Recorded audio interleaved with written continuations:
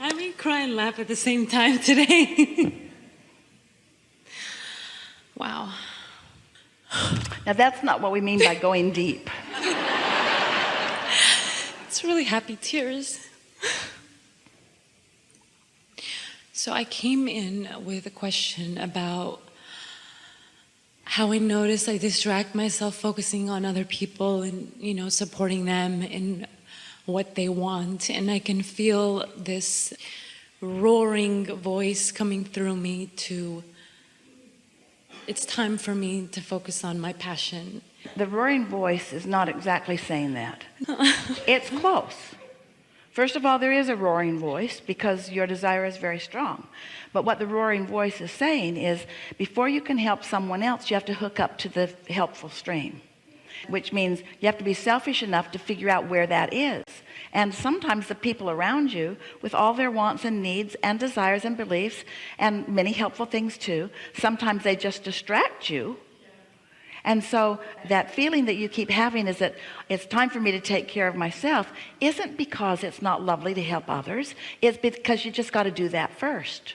That just has to be a more dominant thing. And that's what we've been talking about all day here today. So what you've been feeling fits in perfectly with what the content of this gathering has really been about. And you understand that really well here and now. We could have had that conversation with you, this much of it, that conversation with you at any point along the way, and you couldn't have heard it. But this seminar today, the hours that you've been listening, caused you to be ready, to be ready, to be ready, to be ready. So you heard that. You all heard that in a way that you would not have heard it otherwise. What kinds of things or what kind of requests are people around you making of you that make you feel distracted?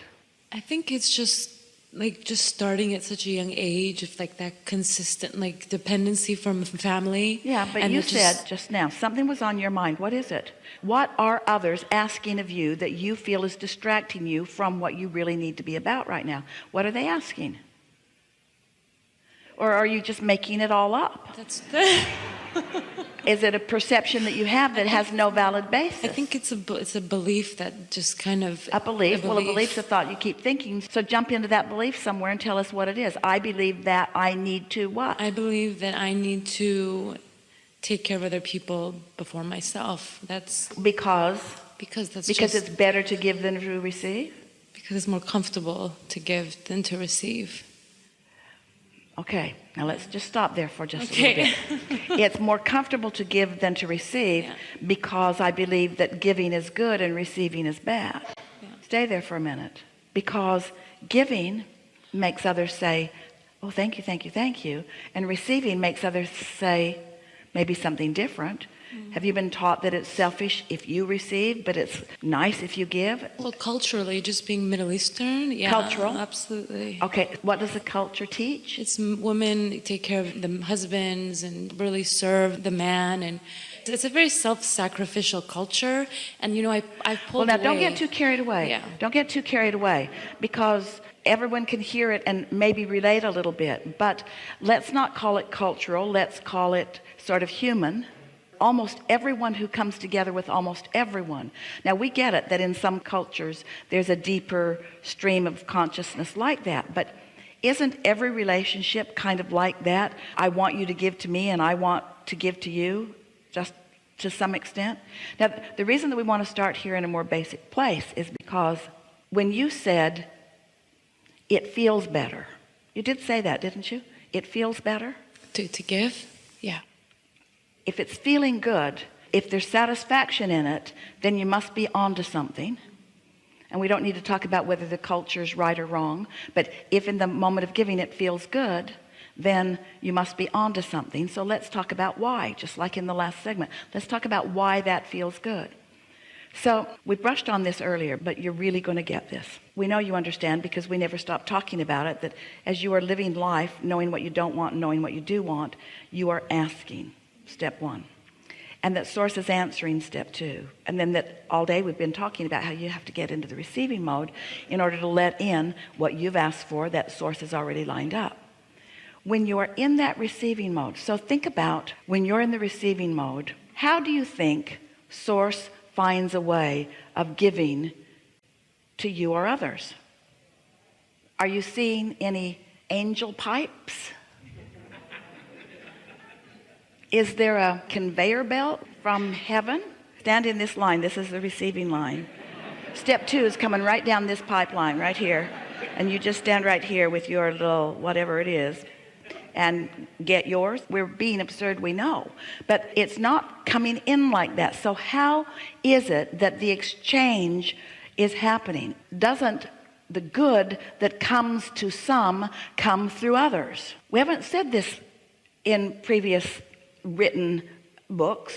We're just beginning to explain it to you here in the last 2 or 3 seminars, that when you've performed step 1 and now you are in step 3, often source, your inner being, law of attraction, universal forces, God, whatever you want to call that consciousness, utilizes your open valve to give to others through. Doesn't that make sense? Haven't you been inspired in your giving? Haven't you been in the right place at the right time? And hasn't it felt so wonderful that you can't even begin to explain how good it feels? Because when you're tapped into the resources and they are flowing through you to some object of attention that you have, and that person is also in the receiving mode, then they're receiving through you and you're receiving. In other words, no wonder that feels good. That's how it all fits together. But what if that's felt good, but then you start reading books about how inappropriate it is for others to make demands through you? You say, but wait, it felt really good until I thought about it from that perspective. And now, yeah, he is pretty bossy and pretty demanding and pretty entitled, and that is pretty sexist. And then you get yourself in a place where you're not in the receiving mode, but your culture is still saying, well, these things should be performed by you. And we want to say to any of you, anyone who is giving to anyone in any other personal state of being than being in the receiving mode is going to get depleted and resentful, because it's not how the laws of the universe works. But it also is wrong-headed. It is not accurate with the laws of the universe to say, I shouldn't be giving to others. I should only be receiving for myself. Do you know who is the biggest recipient of what you give to someone else? You. Because as it went through you, you benefited by it. In other words, that satisfaction factor is there.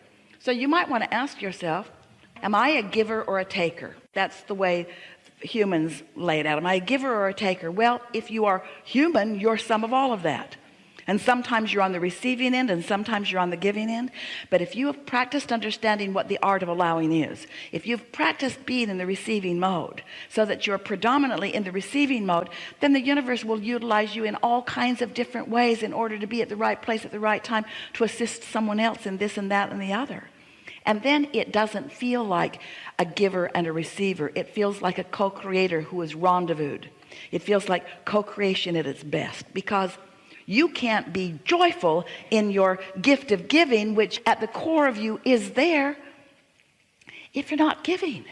One time, many, many years ago, Jerry told this story to Esther from the day she met him, that someone had said to him, Jerry, if everybody was like you, you'd really mess the world up. And Jerry said, what are you talking about? He said, you never want to receive. You only want to give. You only want to give. You never want to be a receiver. And if everybody was like you, just wanting to give, who would receive? How would the world go round?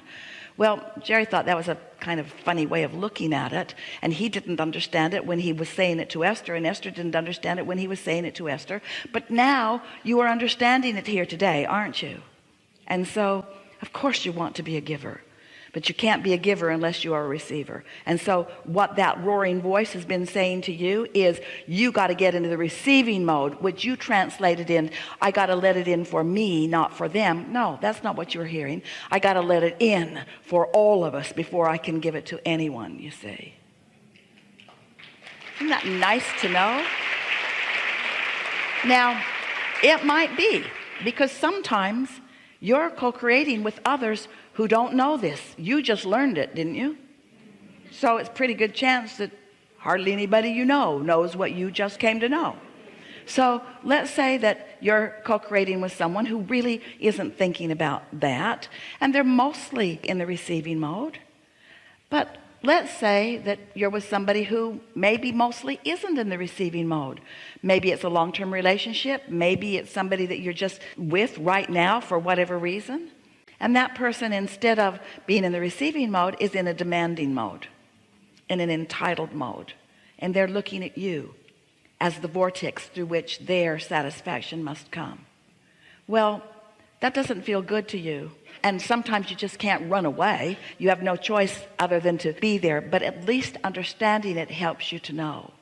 And you can, it is our promise to you, no matter what's going on, you can, if you care enough, you can get into the receiving mode, and it will change the way things are happening for you. If you begin to notice that you're being taken advantage of, they will come in spades to take advantage of you, because law of attraction just has to line that up. If you have been noticing that you are in the receiving mode, and that you are plentiful, and that you have plenty to give, and that you are replenished continually and it just flows through, then really only those who are a perfect vibrational match to all that you know will make their way into your experience. Really good conversation. It puts so many things in place. So sometimes you have conversations about your children, those greedy little children who seem to think that they should have everything that they want and they should have it right now. Well, they were sort of hardwired to believe that.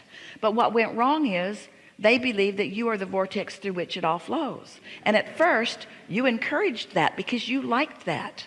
It felt good because you loved those kids when they were little. You loved them so much when they're asleep. You love them so much that you can hardly look at them without being in the receiving mode. They are the reason that you're tuned in, tapped in, turned on so much of the time. And when you feel like that, the feeling of giving and flowing is so strong within you. But then you begin to analyze, because you're wise in this deliberate creation, that you really want them to understand their receiving mode. And so you become a wise parent who doesn't meet their demands. You meet them when they're in the receiving mode. You let your inspiration to rendezvous with them and their inspiration to rendezvous with you. You let that be the basis of your experience. And you don't gather around you demanding anybody's. Demanding children, demanding employees, demanding employers, demanding boyfriends. You don't gather around you anybody who's making demands, because you're in the receiving mode and they don't have access to you. When you're in the receiving mode, what they have access to is your inspired giving, for which they are inspired to receive. And that is just the most delicious, orgasmic, best experience of a lifetime, to rendezvous with someone who's ready to be ready while you're ready to be ready. You see what we're getting at? Whew. Thanks to your important question, we were able to take everything that we were talking about to a whole new place of understanding. Yes? Yes. Thank you. Something more? No. Really good. That's it. Thank you so much. Really good.